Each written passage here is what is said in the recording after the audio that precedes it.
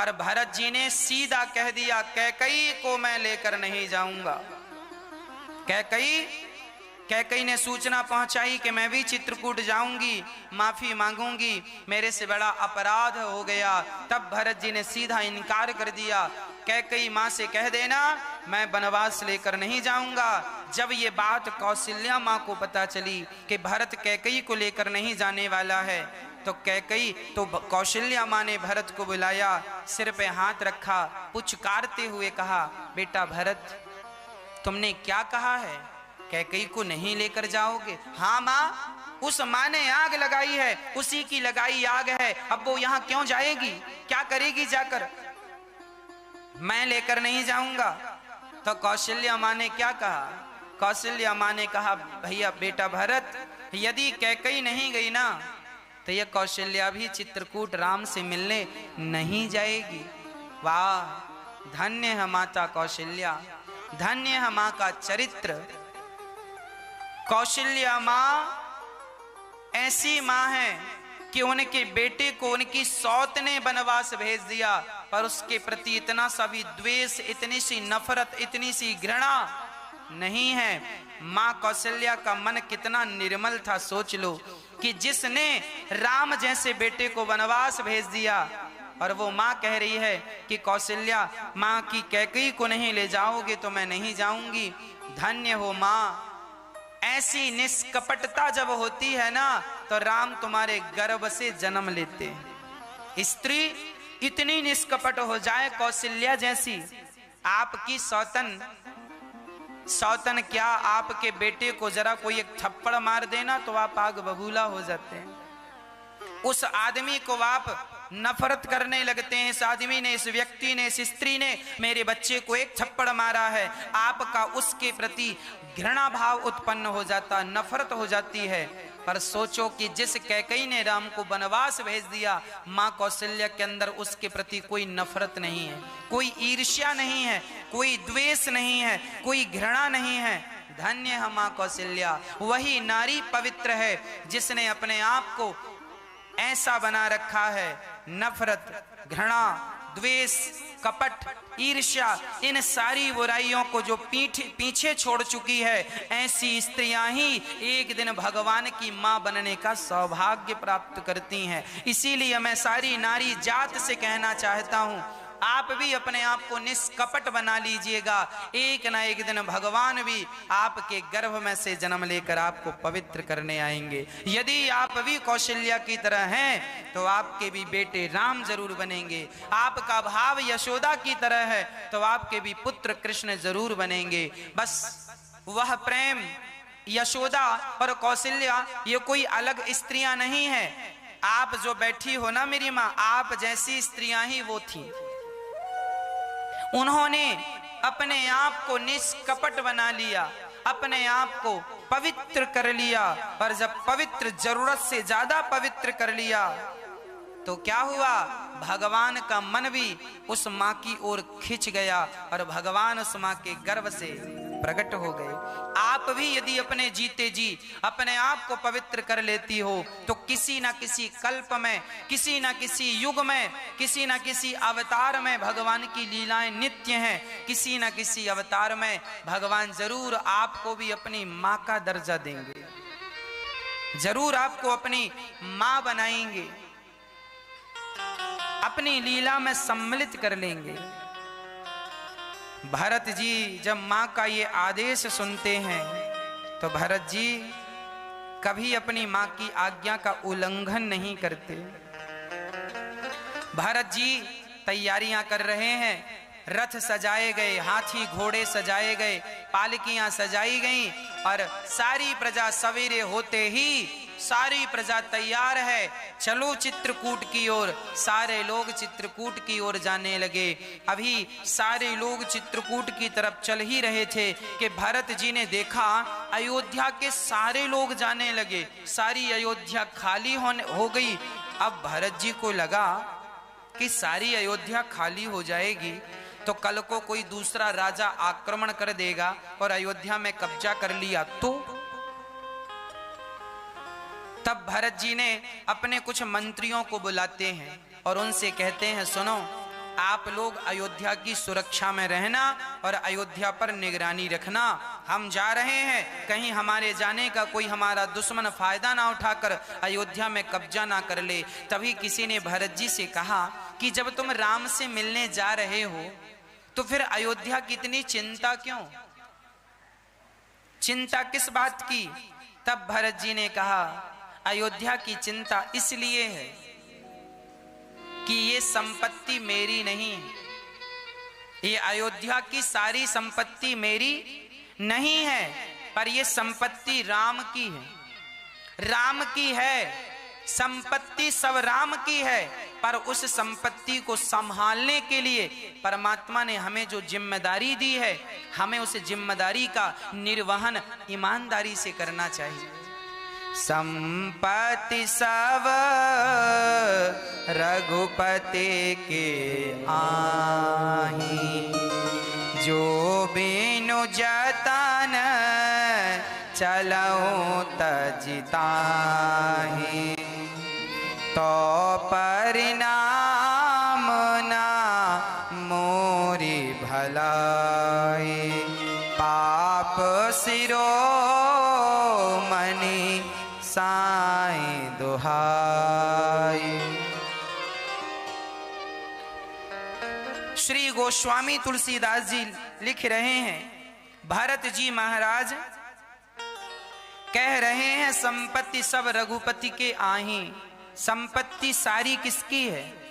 संपत्ति सारी भगवान की है। और हम कौन हैं? इस संपत्ति को संभालने वाले एक छोटे से जिम्मेदार व्यक्ति हैं।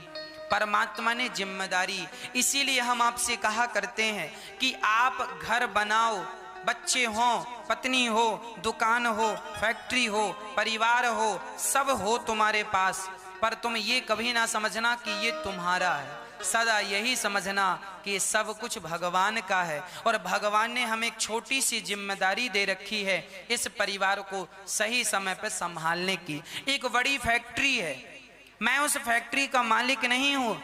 आप ये भाव रखें कि फैक्ट्री के मालिक भगवान हैं और मैं तो एक छोटा सा कार्य करता हूँ जो ईमानदारी से इसे संभाल रहा हूँ। बच्चे मेरे नहीं हैं, सब राम जी के हैं। हम तो केवल उनके लिए दो रोटी कमा करके, उन्हें खिला करके, उनके पाँव में खड़ा करके जो जिम्मेदारी है हमारी, हम तो सिर्फ जिम्मेदारी निभा रहे हैं। हम लोगों से गलतियां यह होती हैं कि हम अधिकार जमाने लगते हैं, ये मेरा है, मालिक समझ के बैठे हैं। एक सज्जन बोला, जानते नहीं हो ये हमारा घर है। लो, ये वही वाले नौकर हैं जो मालिक के घर में कब्जा करने की फिराक में रहते हैं। ये वही वाले नौकर हैं। रियल नौकर तो ऐसा होता है साहब कि मालिक की आज्ञा का पालन, मेरे राम ही मेरे मालिक हैं और मैं अपने राम का नौकर हूं। भाई बेटा आपका है, पर आपने नौकर से कहा मेरे बच्चों को समय से नहलाना, कपड़े पहनाना, समय से स्कूल ले जाना, समय से लाना, इनकी सुरक्षा तुम्हारी जिम्मेदारी। सौंपते हो कि नहीं? हाँ या ना? आप यहाँ तक कि आजकल तो जब बच्चा पैदा होते हैं ना, तो बड़े बड़े लोग ना अपने घर में बाई रख लेते हैं, बच्चे को नहलाने से लेके उसके सारी क्रियाओं के लिए, बच्चे की मालिश, बच्चे का सब कुछ, कपड़े बदलने से लेके सब बच्चे का वही करती हैं। बच्चा तुम्हारा है पर सेवा वो कर रही है, वो मालिश कर रही है तुम्हारे बच्चे की, वो बोतल से दूध पिला रही है, वो दूध पिला रही है, वो कपड़े पहना रही है, वो ज्यादा खिला रही है, वो चलना सिखा रही है, पर वो कभी ये नहीं सोचती कि ये बेटा मेरा है। अंदर से वो यही मानती है कि ये बेटा मेरा नहीं है, मुझे जिम्मेदारी दी गई इसकी। उसी तरह तुम भी अंदर से यही मानो कि ये बेटा बेटी, घर द्वार मकान सब भगवान का है और हमें भगवान ने एक जिम्मेदारी दी है। तुम जिम्मेदारी नौकर बन के निभाते रहो, मालिक बनने की कोशिश ना करना। मालिक बनोगे तो चारों कोने चित्त हो जाओगे। इसीलिए सब भगवान का है, हम भगवान के किराएदार हैं, हम मालिक नहीं हैं। ईश्वर ही हम सबके दाता, एक राम भिखारी सारी दुनिया, राम एक देवता पुजारी सारी दुनिया। भरत जी सबको साम काम धाम समझाकर अब चल रहे हैं चित्रकूट की ओर। सारी प्रजा चल रही है और जब भरत जी चले तो भरत जी कह रहे हैं कि जब राम जी पैदल गए तो मुझे तो सिर के बल जाना चाहिए, मुझे सिर के बल जाना चाहिए। भरत जी चल रहे हैं, चलते चलते तमसा नदी के तट पर पहुंचे। पता चला कि यहाँ पर राम जी रुके हैं, तो भरत जी ने भी अपना डेरा वहीं डाला। तमसा प्रथम देवा से करिवासु, दूसर गोमती तीर निवासु। दूसरी रात गोमती के तट पर गुजारी और अब श्रृंगवीरपुर की तरफ भरत जी चले हैं। माँ कौशल्या जा रही हैं पालकी पर बैठ करके और सारी प्रजा पैदल चल रही है, कोई हाथी से कोई घोड़ों से, माएँ पालकियों पर बैठी हैं और भरत जी पीछे पीछे नंगे पांव चल रहे हैं। जब माँ कौशल्या को पता चलता है कि मेरा भरत नंगे पांव चल रहा है तो तुरंत माँ बुलाती है और कहती है, बेटा तेरे पांव में छाले पड़ जाएंगे, बेटा रथ पर बैठ जा, देख तेरे पांव में छाले पड़ जाएंगे। माँ जबरदस्ती भरत को रथ पर बिठाती हैं और रथ पर बैठकर जब भरत जी चले तो आगे निषाद राज जी मिले, वही निषाद राज जिनके यहाँ राम जी घास के बिछौनों पर सोए थे। इसी रास्ते से राम गए तो राम जी निषाद से मिलते हुए गए। अच्छा, निषाद को सूचना मिल गई कि कोई भरत आ रहे हैं सेना लेकर। निषाद राज ने तुरंत अपनी सेना की टुकड़ी तैयार की और सारी सेनाओं से कहा, सुनो आज हम सभी को लगता है ये भाई भरत राम को मारने जा रहा है कि 14 साल बाद लौट के आ जाएगा, फिर समस्याएं खड़ी होंगी तो जंगल में वहीं की वहीं मार डालो। माँ ने तो वनवास भेज दिया और बेटा सेना लेके मारने जा रहा। निषाद ऐसा सोच रहे हैं तो निषाद ने राम जी की सुरक्षा के लिए सेना तैयार की। बोले भरत यदि गड़बड़ करेंगे तो हम मर जाएंगे, पर जीते जी राम के पास इन्हें नहीं जाने देंगे। हमारे तो जीने मरने दोनों हाथ में लड्डू हैं, जिएंगे तो राम के होकर जिएंगे और मरेंगे तो राम के लिए मरेंगे। आज तो हमारा जीना मरना दोनों सार्थक हो गया। ये सोचकर निषाद राज जी तैयार होने लगे। सेना तैयार, तलवारें घिसने लगी, धार तैयार होने लगी, भालाओं की धार तैयार होने लगी। और तभी एक बूढ़े आदमी को छींक आ गई। बूढ़े आदमी ने कहा, सुनो छींक हो रही है, लगता है वो बात नहीं है जो हम सोच रहे हैं। हमें लग रहा है कि भरत इतना गलत विचार नहीं रखेंगे, एक बार बैठकर चर्चा कर लेनी चाहिए। तब निषाद राज को लगा सही कह रहे हैं, एक बार उनके मन की जान लेना चाहिए। यदि उनके मन में कुछ ऐसा हुआ तो तुरंत आक्रमण कर देंगे, नहीं तो फिर उनके संग चलेंगे।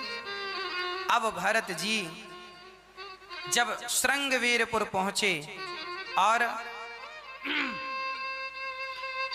जब सुमंत्र जी ने भरत जी से कहा कि ये निषाद है, निषाद दूर खड़े हैं, और भरत जी ने जब देखा कि ये निषाद है और सुमंत्र जी ने कहा ये वही निषाद हैं जिन्हें राम जी ने अपने हृदय से लगाया। जब ये बात भरत जी ने सुनी कि मेरे राम ने निषाद को हृदय से लगाया, तुरंत रथ से कूद कर तुरंत भरत जी निषाद की तरफ बढ़े और निषाद राज ने भरत जी को दंडवत किया, लेट कर प्रणाम किया। तुरंत भरत जी ने उठाकर उन्हें हृदय से लगाया। करत दंडवत देखते ही भरत लीन उरलाई, मनहु लखन सन भेंट भई, प्रेमुना हृदय समात। भरत जी ने रथ त्याग दिया और दौड़ करके हृदय से लगा लिया निषाद राज को। दंडवत कर रहे थे निषाद। ये निषाद कौन है?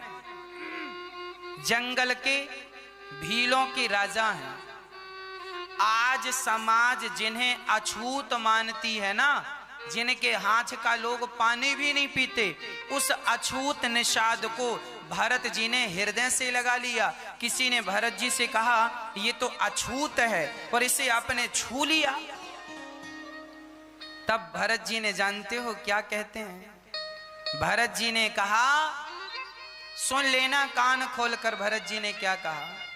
भरत जी ने कहा कि जिसने मनुष्य का तन पाकर, जिसने मनुष्य का तन पाकर भगवान का भजन नहीं किया वही अछूत है, और जिसे राम ने अपने हृदय से लगाया हो वो भला निषाद अछूत अब कैसे रह गया, जिसे राम ने हृदय से लगा लिया।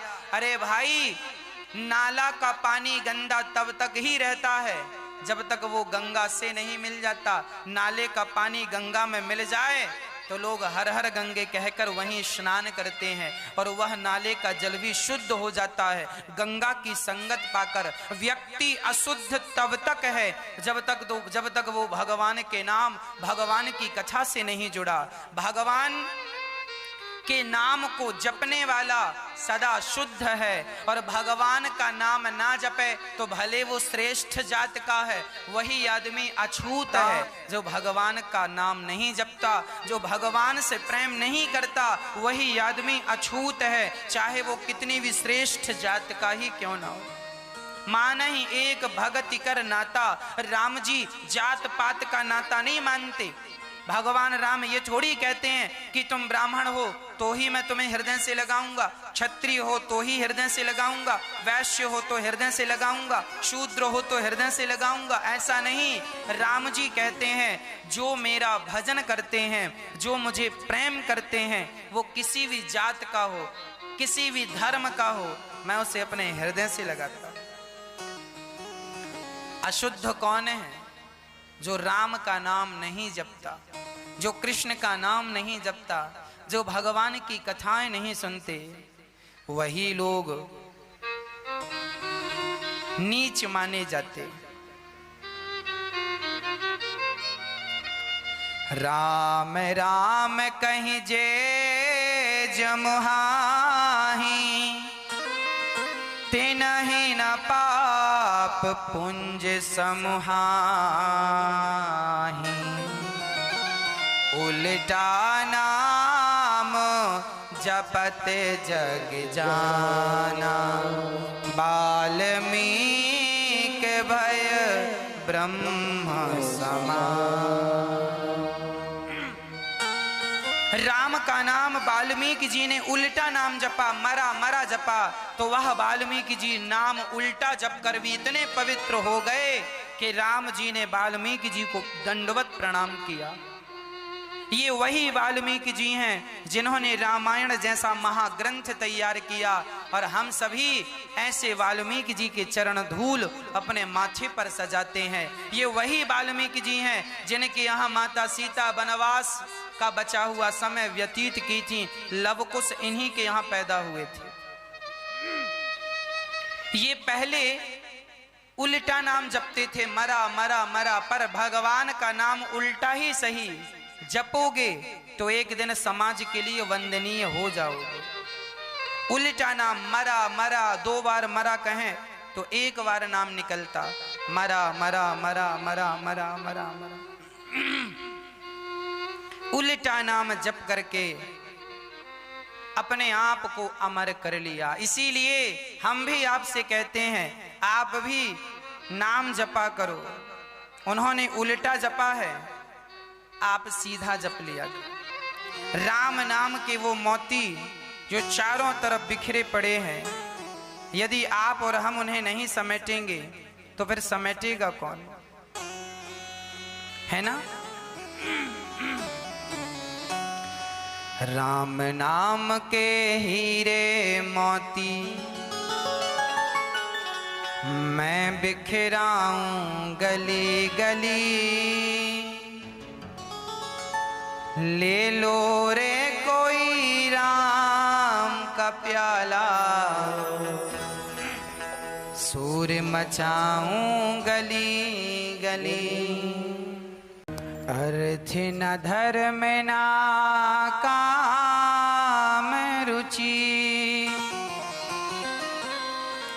गति न चाहूं निर्वाण। जन्म जन्म रते राम पद, यह वरदान।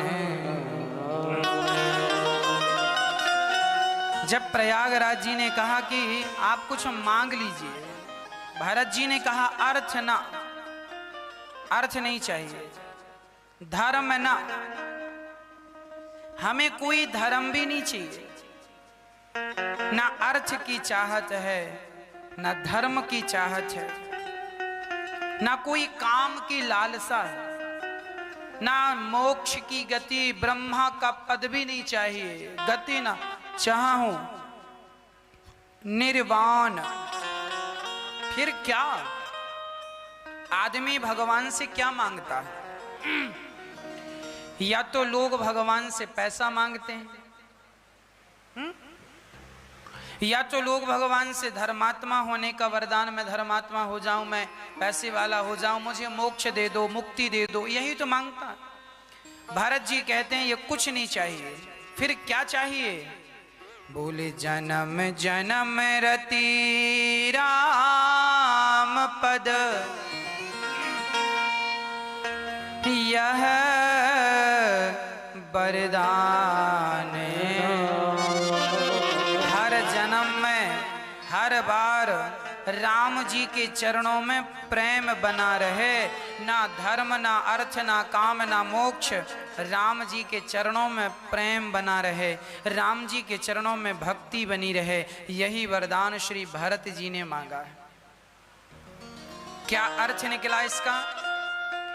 भगवान के चरणों से जो व्यक्ति जुड़ गया, धर्म अर्थ काम मोक्ष से भी श्रेष्ठ कौन है? भगवान के चरण। जिन्हें भगवान के चरण मिल जाएं, उनके लिए अर्थ कौन सी बड़ी बात है? जो लोग कहते हैं महाराज जी हम बड़े परेशान हैं, बड़े गरीब हैं, पैसे नहीं हैं, आपको कह दूं, विभीषण जी ने जब लात मार करके भैया रावण ने घर से निकाला, तब बताओ विभीषण के पास क्या था? कुछ नहीं। पर जब राम की शरण में आए और राम के चरण पकड़े और राम की भक्ति की, तो भगवान अपने भक्तों को राजा बना के बिठा देते हैं। लंका का राजा बना के बिठा दिया कि नहीं? सुग्रीव के पास क्या था? भाई ने घर से मार कर निकाल दिया सुग्रीव को, बाली ने जंगल में डर के मारे छिपे बैठे थे, क्या था? लेकिन जब राम के चरण पकड़े तो राम जी ने राजा बना दिया कि नहीं? सच्ची कहता हूं मेरी माँ, सच्चा भक्त यदि भगवान से प्रेम कर ले तो भगवान तो अपने भक्तों को राजा बना दिया करते हैं। भगवान अपने भक्तों को क्या बना के रखते हैं? राजा। जैसे एक बाप अपनी बेटी के लिए कहता है कि बेटी मैं तुम्हें ऐसा दुल्हा ढूंढूंगा जो तुम्हें रानी बना के रखे। हर पिता का सपना होता है कि मेरी बेटी रानी की तरह रहे, होता ना? दुनिया के हर पिता का सपना होता है कि मेरी बेटी रानी की तरह रहे, अर्थात सुखी रहे। उसी तरह भगवान सदा चाहते हैं कि मेरा भक्त राजा बन के रहे, सुखी रहे। तुम यदि सच्चा प्रेम करते हो तो अर्थ की तो जरूरत ही नहीं, भगवान खुद देंगे अर्थ ना। और भगवान की शरण में आओ तो धर्म ना, केवट भगवान की शरण में आए तो कहां धर्म का कुछ परवाह थी? भगवान से झगड़ा करने लगे केवट। पहले पांव धुलाओ फिर पार लगाऊंगा, नहीं तो नहीं लगाऊंगा। अब केवट डर जाती, अरे भगवान हैं ये नरक भेज दिए तो भेज दो, तो भेज दो, पर हम तुम्हारे पांव नहीं छोड़ेंगे, चरण नहीं छोड़ेंगे। धर्म ना, हमें कोई धर्म की चाहत नहीं है कि तुम अपना ब्रह्मा पद दो ना, अर्थ ना, धर्म ना, काम, हमें कोई वासना है, कोई काम, कोई सांसारिक पद प्रतिष्ठा नहीं, और ना हमें मोक्ष चाहिए। फिर क्या? बोले राम के चरण ही अर्थ है, राम के चरण ही धर्म है, राम के चरण ही मोक्ष है, राम के चरण ही काम धर्म अर्थ काम मोक्ष सब भगवान के चरण ही है। जिन्होंने भगवान के चरण पकड़ लिए उन्हें सब मिल गया। और सब कुछ पकड़ लो और राम के चरण छूट जाएं तो सब बेकार है। इसीलिए क्या जरूरी है? राम के चरण जरूरी है। जी को प्रयागराज जी ने आशीर्वाद दिया और राम जी से मिलने के लिए वहां से आगे चले तो भारद्वाज जी मिल गए। भारद्वाज जी को प्रणाम किया, संतों को प्रणाम किया और भरत जी कह रहे, भारद्वाज जी कह रहे हैं, सुनहु भरत रघुवर मन माही, प्रेम पात्र तुम सम को नाही। प्रेम की प्रतिमूर्ति आप ही हैं, आप जैसा प्रेमी इस धरा पर कभी नहीं हुआ। उसके बाद श्री भरत जी महाराज जब बैठे संतों के बीच में और संत जन कहने लगे कि भरत तुम साधु हो, तब भरत जी को पता है किस बात का ज्यादा दुख था। नाहेन डरो बेग रहे परलोकु, पिता हूँ मरण कर मोहि न सोकु। श्री भरत जी कह रहे हैं पिता के मरने का मुझे दुख नहीं है, परलोक बिगड़ जाए इस बात का भी दुख नहीं है। तो फिर दुख किस बात का है? बोले राम लखन सिया बिनु पग पनहि, कर मुनिवेश फिरहि बन बनहि। मुझे एक बात का दुख है, दुख से केवल एक बात का है कि राम लक्ष्मण और सीता ये बिना चरण पादुका के, बिना पग पनही मतलब नंगे पांव जंगल में दर दर की यहाँ वहाँ भटक रहे हैं। उनके पांव में कोई चप्पल जूता नहीं है और वो नंगे पांव भटक रहे हैं। कितने कांटा चुभ रहे होंगे श्री राम जी के पांव में, श्री सीता माँ के पांव में कितने कांटे चुभ रहे होंगे। भरत जी ये सब सोच सोच करके रो रहे हैं। तब भारद्वाज जी ने अपने भरत जी को समझाया और भरत जी से कहा चिंता ना करो, वो भगवान हैं। और पूरा सुख सामान इकट्ठा कर दिया, सारी ऐश्वर्य दिखाया कि भरत जी कहीं भोगों में उलझ तो नहीं रहे हैं। तो सुख समृद्धि सब दी। एक सुंदर सा नगर अपने तप के प्रभाव से बनाया, जहां बहुत सारी स्त्रियां, बहुत सारे सेवक, बहुत सारे लोग थे। पर भरत जी के मन में एक तिनके मात्र का भी राम के अतिरिक्त किसी का चिंतन उनके हृदय में नहीं हुआ। धन्य है श्री भरत जी महाराज। अब भरत जी वहां से आगे चलते हैं, नंगे पांव भरत जी चल रहे हैं। लिखा है कि भरत जी के पांव जहां जहां पड़ते हैं ना, वहां की भूमि कोमल हो जाती है। कांटों पर पांव पड़ जाते हैं तो कांटे बिल्कुल चुभना छोड़ देते हैं, गुलाब की तरह हो जाते हैं। अरे जो भक्ति के मार्ग पर भगवान के लिए चलते हैं ना, उनके जीवन में कभी कोई बाधा आती ही नहीं, किसी भी प्रकार की बाधा नहीं आती। श्री भरत जी महाराज आगे चले, चलते चलते श्री अब रास्ते में इंद्र की माया, बृहस्पति जी ने पूछा बृहस्पति जी से इंद्र ने कि क्या राम जी को भरत जी लेके आ जाएंगे तो हमारा तो काम बन नहीं पाएगा, रावण मरेगा नहीं। गुरु जी ने कहा पंगा ना लेना, भरत के बीच में बिल्कुल ना बोलना, नहीं तो भगवान तो अहम भक्त पराधीन, भगवान अपने भक्तों के अधीन है। यदि तुमने कुछ बिगाड़ा उनका नहीं, तुम्हारा ही बिगड़ेगा। अब तो यहां से भरत जी आगे चले, आगे चलते हैं। संतों का दर्शन करते हुए जब आगे चले तो गोस्वामी तुलसीदास जी लिख रहे हैं कि देखिए भरत जी के मन में इतना प्रेम है, पर भगवान को प्राप्त के लिए कर्म तो कर ही रहे हैं। कर्म प्रधान विश्व करी राखा, जो जस करहि सो तस फल चाखा। बिना कर्म किए तुम्हें कुछ नहीं मिलेगा। कोई ये ना कहे कि हम कुछ ना करेंगे तो कुछ मिल जाएगा। हाँ, भगवान तो देखो सबके पालनहार हैं, पर शास्त्रों में बार बार लिखा है कि तुम्हें करना पड़ेगा। गीता में लिखा है कर्मण्येवाधिकारस्ते, उसी का अर्थ यह है कर्म प्रधान विश्व करी राखा, जो जस करहि सो तस फल चाखा। हमें अपने आप को सफल बनाने के लिए, हमें अपने आप को कामयाब बनाने के लिए आगे चलना चाहिए। भगवान को पाने के लिए भी सुदामा चलकर द्वारिका गए और भरत चलकर चित्रकूट गए। भरत चलकर चित्रकूट ना जाते और सुदामा चलकर द्वारिका ना जाते तो बताओ इन्हें भगवान कैसे मिलते। कर्म तुम्हें करना ही पड़ेगा। अब तुम सोचो कि तुम्हें कहीं ना जाना पड़े। भगवान से प्रेम करते हो तो भगवान के दर्शन करने, भगवान के धाम में जाना ही चाहिए।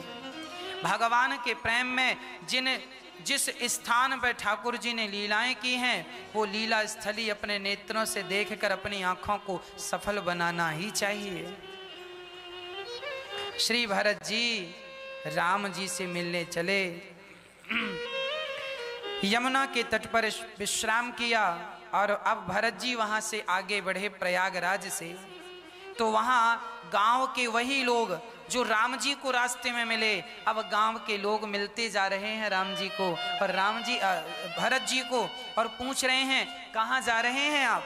भरत जी कहते हैं हम अपने भैया राम से मिलने जा रहे हैं, उन्हें लेने जा रहे हैं। गांव के लोगों ने राम को देखा था, राम में इतना मोहित हो गए थे कि वो सारे लोग राम जी की तरफ भागने लगे। भरत जी से पूछ रहे हैं क्या हम चल सकते हैं आपके साथ, क्या हमें लेकर चलेंगे। हाँ हाँ चलो, हाँ हाँ चलो। सारे गांव के गांव, बच्चों के बच्चे, झुंड के झुंड सब राम जी की ओर चल पड़े। राम जी से मिलने सारे लोग जा रहे हैं और यहाँ श्री भरत जी चल रहे हैं सारे लोगों को लेकर। और वहाँ चित्रकूट में माता सीता ने सपना देखा कि उनकी सासू माँ आई हैं, उनके अपने लोग आए हैं। ऐसा सपना देखकर सवेरे राम जी को सुनाया। राम जी ने कहा हो सकता है कि आए हो, तुम्हारा सपना हो सकता सच हो जाए। तभी लक्ष्मण जी दौड़े दौड़े आए, भैया भैया भैया क्या हुआ लक्ष्मण, देखो नागिन का बेटा नाग ही निकला। अच्छा, किस नागिन और किस नाग की बात कर रहे हो, वो भूल गए आप भूल जाइए। मैं लक्ष्मण कभी नहीं भूलने वाला कि मेरी उस माँ ने क्या किया है आपके साथ। अरे लक्ष्मण तुम्हें क्या हो गया, कल तक तो तुम अच्छे थे, आज क्या तुम बोलने जा रहे हो। लक्ष्मण जी ने कहा कैकई का बेटा वो भी कैकई जैसा निकला, सारी सेना को लेकर आ रहा है, इसीलिए कि तुम्हें मार देगा, हमें मार देगा और 14 साल बाद जाने की समस्या खत्म, सदा के लिए राजा बनेगा। राम जी ने समझाया लक्ष्मण भरत जी के बारे में ऐसा ना सोचो, भरत तो साधु है, सपने में भी भरत ऐसा सोच नहीं सकता, भरत साधु है, भरत साधु है। परंतु लक्ष्मण जी नहीं माने और धनुष पर बाण चढ़ाया, बोले मैं एक ही बाण में मार दूंगा भरत को। और जब बहुत गुस्सा किया, राम जी चुपचाप खड़े हैं, तब भगवान की कृपा से आकाशवाणी हो गई, लक्ष्मण इस प्रकार का क्रोध करना उचित नहीं है, आप जैसा समझ रहे हैं वैसा कुछ नहीं है, आपका प्रभाव है पर भरत ऐसे नहीं है। जब आकाशवाणी हुई तब लक्ष्मण जी शांत चित्त से खड़े हो गए और सारे लोग केवट ऊंचे में चढ़कर देख रहे हैं कि राम जी कहाँ हैं। और जब देख लिया सारे लोग स्नान कर रहे हैं मंदाकिनी में, सब सेवा कर रहे हैं और राम श्री भरत जी को लेकर निषाद राज और केवट चल पड़े। और जहां राम जी कुटिया से बाहर निकलकर राम जी अपने भाई का इंतजार कर रहे थे, और वहां श्री भरत जी बस राम के लिए मिल जाओ राम तरस रही अखियां, मिल जाओ राम तरस रही अखियां, मिल जाओ राम तरस रही अखियां। जब राम जी को मिलने को आंखें तरसने लगी तो उसी क्षण साक्षात मन मथा। जब भरत जी के अंदर प्रबल उत्कंठा हुई भगवान से मिलने की, तब भगवान के सामने जैसी भरत जी पहुंचे, सामने राम जी खड़े और यहाँ भरत जी खड़े, और भरत जी की दृष्टि राम पर पड़ी, राम के स्वरूप पर पड़ी, आंखों में पानी आ गया और राम जी के चरणों में भरत जी गिर गए। पाहि नाथ कहीं पाहि गोसाई, भूतल परे लकुट कीना। भरत जी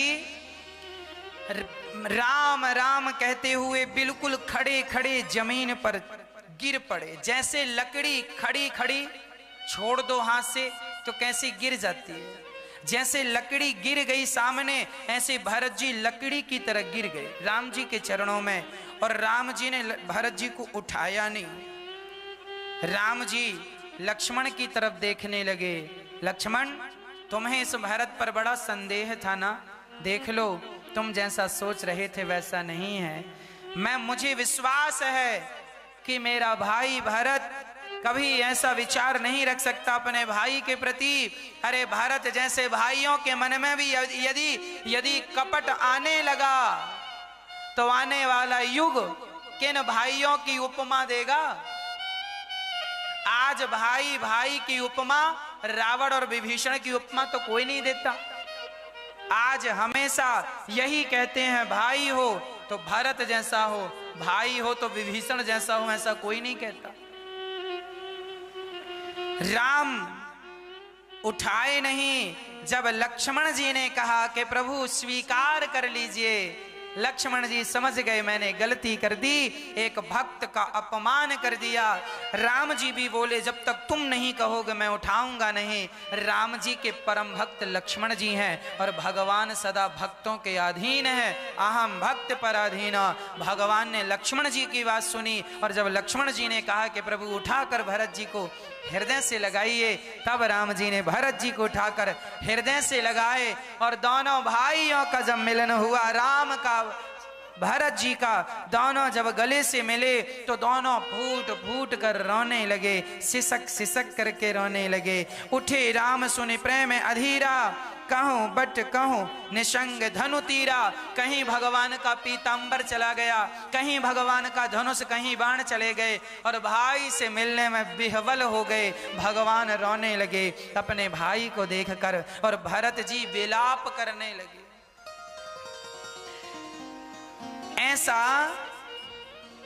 ऐसा भाव, भैया की हालत देखकर बालों की जटाएं बन चुकी हैं, ऐसे कपड़े देखकर भरत जी रोने लगे। मैं अपराधी हूं प्रभु, मैं अपराधी हूं। राम बार बार हृदय से लगाते हैं। तब तक लक्ष्मण जी ने सूचना दी कि प्रभु केवल भरत नहीं, सारा समाज पधारा है, सारा समाज आया है, सारा समाज आया है। उसी क्षण राम जी ने देखा सब लोग आ गए।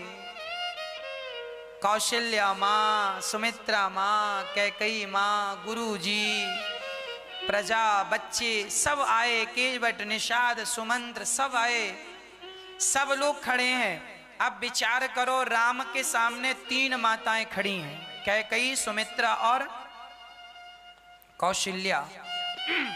अब बताओ राम जी किसे प्रणाम पहले करें? जिस माँ ने जन्म दिया है क्या उसे प्रणाम करें, या जिस माँ ने लक्ष्मण जैसा बेटा जन्म दिया जो मेरे साथ सुख दुख में संग है उसे प्रणाम करें, या फिर उस माँ को प्रणाम करें जिसने घर से निकाल दिया? पर भगवान ना भगवान है मैया। भगवान राम पहले अपनी माँ कौशल्या से नहीं मिलते, पहले अपनी सुमित्रा माता से नहीं मिलते, प्रथम राम भेंटी कैकई, पहले राम अपनी माँ कैकई के पांव लगते हैं, पांव छूते हैं, पांव में दंडवत करते हैं। और कैकई ने उठाकर राम को हृदय से लगा लिया, राम मैं बड़ी अपराधीन हूं, तुम जो सजा देना चाहो मुझे दो। क्या हो गया था मुझे कि मैंने अपने मुख से तुम्हारे लिए कितने कठोर शब्द कहे। ये जो माता कैकई है ना, बहुत दुखी हैं, बहुत पश्चाताप कर रही हैं, बहुत पश्चाताप कर रही हैं। मैं आपसे एक बात कहूं मैया, किसी को कठोर शब्द आप कह दें और बाद में आप पश्चाताप करें, ये ठीक है कि पश्चाताप हो रहा है, पर प्रार्थना यही मेरी आपसे कि किसी को अपने द्वारा उसका दिल ना दुखाएं, ऐसे वचन ना कहें, ऐसे शब्द ना कहें कि वह दुखी हो जाए। और कैकई माँ, ये कैकई माँ पूर्व, ये कैकई माँ ने राम से क्या वरदान मांगा जानते हैं? कैकई माँ ने कहा, राम मुझे माफ कर दो। मैं कैसे? राम जी ने कहा, माँ आप ऐसा क्यों कह रही हैं, आपकी क्या गलती है? जो होना था वो हो गया, बन जाना ही था। दोष राम जी कह रहे हैं, वही लोग कैकई को दोष देंगे जो शास्त्रों को ठीक ठीक समझते नहीं है। सच्ची बात तो यह थी कि राम के वनवास जाने में कैकई का हाथ नहीं था, राम के वनवास जाने में स्वयं राम जी का हाथ था। जिनकी मर्जी के बिना पत्ता ना हिले, उन्हें वनवास कौन भेजे? एक छोटी सी कथा मिलती है कि जब राम जी छोटे से थे ना, तब माता कैकई के नेत्र बंद कर लिए। अच्छा भक्तों, कथा टीवी से कट जाएगी, आगे कैकई माँ ने भगवान से क्या मांगा और वो कौन सी कथा है जिस कथा को माता कैकई कह रही हैं, और क्या कहा था? कैकई दोषी नहीं है, राम के वनवास जाने में राम जी ही कारण है। 14 साल का ही वनवास क्यों दिया कैकई ने, ये प्रश्न का उत्तर भी मैं आपको देने वाला हूं। कथा टीवी से कट जाएगी तो आप अपने मोबाइल पर अनिरुद्धाचार्य जी यूट्यूब पर डालिएगा, यूट्यूब पर अनिरुद्धाचार्य जी डालेंगे तो आगे की शेष कथा आपके टीवी पर नहीं मोबाइल पर होगी। राम जी से कैसे भरत जी मिल रहे हैं और राम जी से कैसे कह रहे हैं कि हमें अयोध्या आप चलो, हम जीवन भर रहेंगे। टीवी से कथा कट जाए तो आप मोबाइल यूट्यूब पर सुनिएगा। अब ये कथा थोड़ी सी शेष है। मैं इस प्रसंग को, ये भरत प्रसंग है, जो इस प्रसंग को संपूर्ण सुनता है उसके हृदय में भगवत प्रेम निश्चित प्रकट हो जाता है। इसीलिए ये भरत प्रसंग यदि टीवी से कट जाए तो यूट्यूब पर अनिरुद्धाचार्य जी डालकर आप सुनिएगा और चैनल को सब्सक्राइब जरूर कर लीजिएगा। रात को ठीक 8 बजे आपके प्रश्नों का उत्तर लेकर के हम प्रश्नोत्तरी भी लेकर आते हैं। जो कथाओं में आप सुनते हैं, यदि कथाओं में कोई संदेह रह जाए आपको, तो रात के 8 बजे हम रोज आपको प्रश्नोत्तरी के माध्यम से आपके प्रश्नों का उत्तर देते हैं। कोई संदेह रह जाए तो पूछ लीजिएगा, उसका समाधान हो जाएगा। हाँ, जब राम जी छोटे थे तो एक बार राम जी ने कैकई माँ के नेत्र बंद कर लिए। राम जी ने कहा, माँ आज मैं आपसे कुछ मांगना चाहता हूँ। कैकई ने कहा, बेटा राम मांगो, तुम क्या चाहते हो?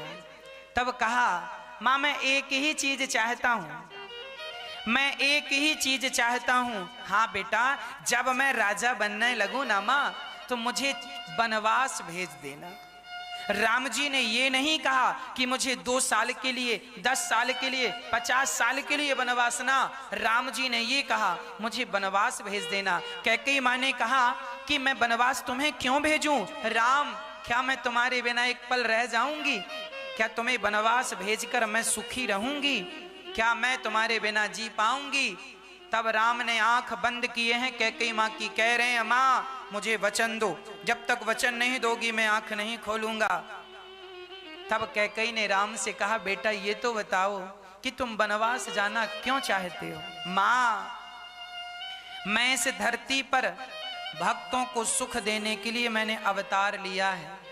वनवास नहीं जाऊंगा तो मुझे लोग नहीं जानेंगे, राम जी वनवास जब गए तो केवल राम जी वनवास गए, और 14 साल में माता कैकई के कारण राम जी 14 साल में तप करके राम जी वापस नहीं आए।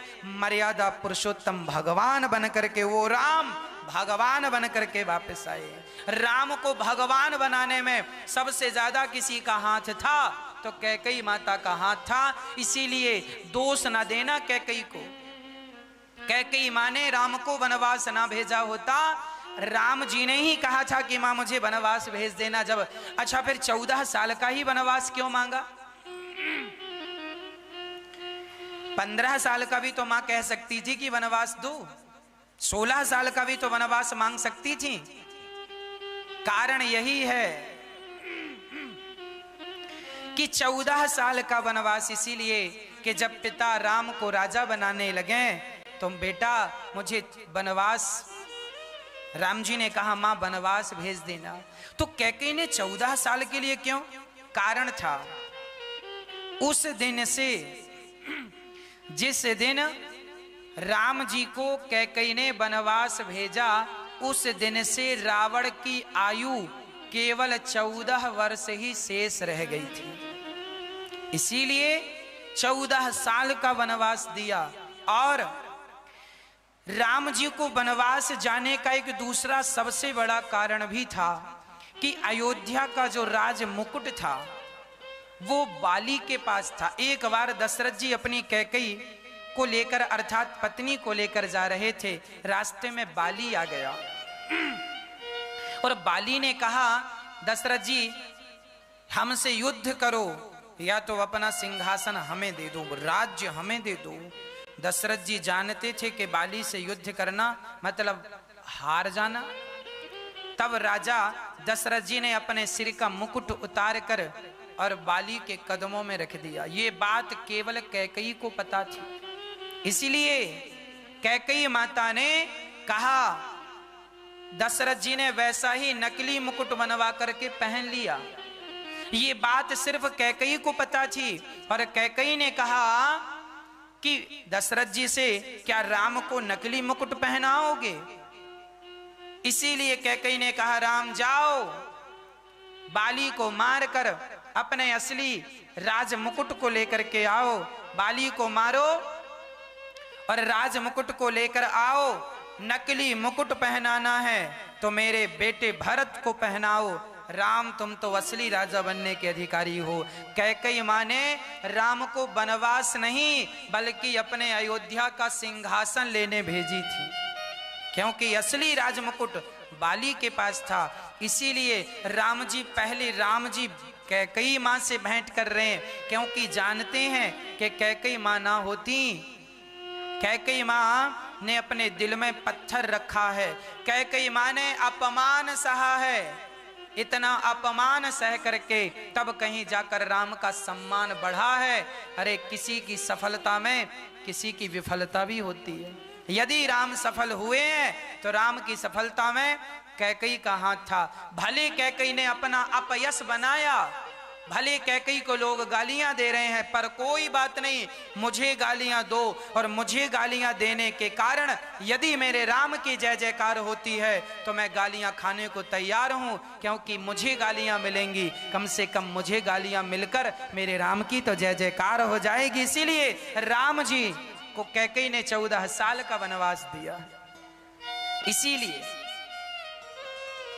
कैकेयी मां को राम जी पहले भेंट करते हैं। प्रथम राम भेंटी कैकेयी और राम जी, इसके बाद अपनी मां कौशल्या अपनी मां सुमित्रा से भेंट करते हैं। और यहाँ लिखा है कि माता सीता की सासें इतनी सारी थीं, इतनी सासें। आपको पता है वाल्मीकि रामायण के अनुसार दशरथ जी की ये 3 पत्नियां तो प्रधान थी, कौशल्या सुमित्रा कैकेयी। इसके अतिरिक्त 700 पत्नियां और थीं दशरथ जी की, मतलब राम जी की 700 माताएं और थीं।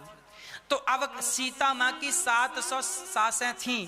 अब 700 सासों में किसको पहले प्रणाम करे? जिसको पहले प्रणाम करे वो तो खुश, बाद में करे तो वो मुंह बनाए।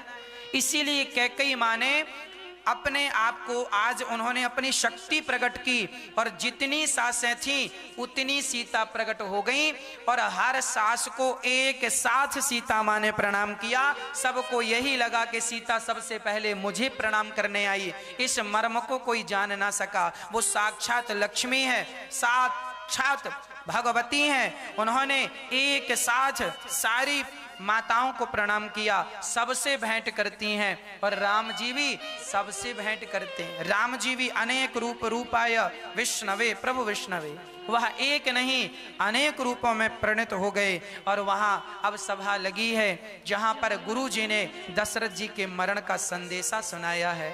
सुनकर राम जी बहुत रोए हैं। राम राम, मेरे पिता किस प्रकार मेरे वियोग में चले गए। हाँ, सारे लोग वहां पर रोने लगे। पूरा दिन दशरथ जी की चर्चा करते करते, विलाप करते करते, रोते रोते सबका समय ऐसा लगा कि दशरथ जी मानो आज ही प्राण, इतना दुख हुआ कि ऐसा लगा कि मानो दशरथ जी ने आज ही शरीर त्यागा है और दशरथ जी महाराज आज ही गए हैं। ये कह करके सारे पूरा दिन बीत गया।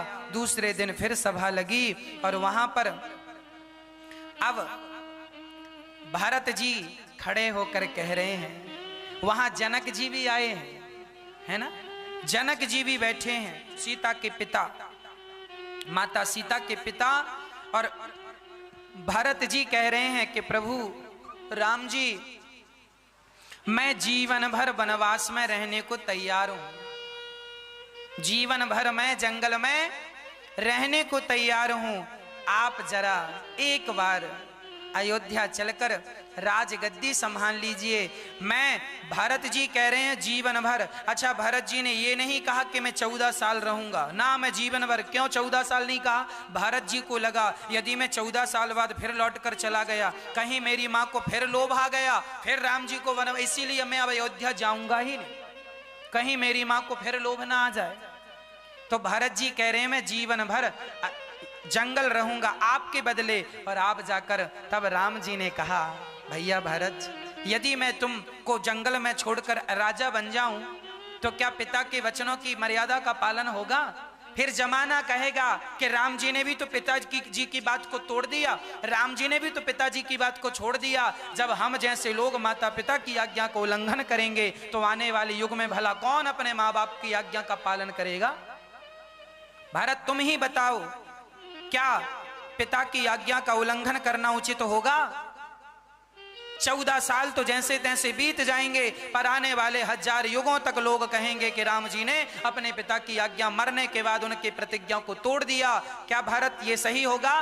पिता के मरने के बाद उनके नाम पर कलंक लगेगा, क्या ये उचित होगा? तब भरत जी चुप हो गए और कोई उत्तर ना दे सके। अंत में सब लोग साधु साधु कहकर बुलाने लगे और अंत में यही निर्णय हुआ कि राम जी अब कह रहे हैं देख लो, यदि आप सब कहो कि मुझे जाना चाहिए तो मैं चलने को तैयार हूं, पर यह याद रखना आने वाला युग ना तो हमें माफ करेगा ना तो हमारे पिता को माफ करेगा।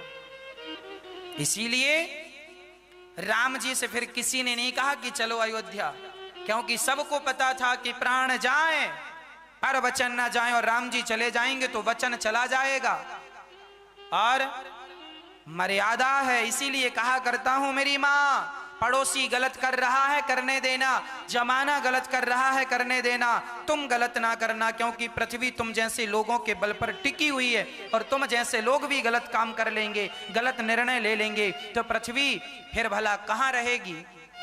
सत्य की अपेक्षा किससे है? अरे मैं यदि झूठ बोलने लग जाऊं तो फिर आप सत्य की उम्मीद किससे करेंगे? बताओ।